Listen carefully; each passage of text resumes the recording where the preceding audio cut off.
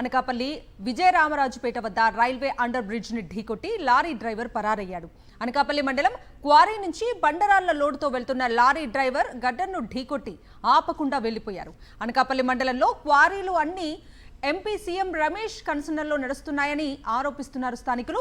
నిబంధన పాటించకుండా వాహనాల రాకపోకలు ఈ మార్గం నుంచి చేయటంలో తరచూ ప్రమాదాలు జరుగుతున్నాయని ఆవేదన వ్యక్తం చేస్తున్నారు స్థానికులు. ఇక్కడ రైల్వే ట్రాక్లో లారీ బేభత్సం సృష్టించి మొత్తం ఏ అయితే సేఫ్టీ రాడ్లు ఉన్నాయో అన్ని రాడ్లు గుద్దుకొని వెళ్ళిపోయింది. ఇది రెండోసారి జరిగింది.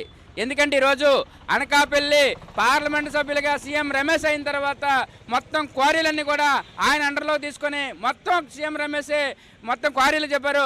ఆయన ధైర్యం చూసి ఈరోజు లారీలు బేభత్సంగా ఈరోజు వ్యవహరిస్తూ ఉన్నాయి. పోలీస్ యంత్రాంగం కానీ, మైనింగ్ అధికారులు కానీ, అదేవిధంగా రెవెన్యూ అధికారులు కానీ చాలా కొమ్మక్క ఉన్నారు. ఎందుకంటే రమేష్ ఏదైతే తానికి ఎంపీ ఉన్నారో ఆయన రాజకీయ ఒత్తిడికి భయపడి ఈరోజు అధికారులు మౌనంగా ఉన్నారు.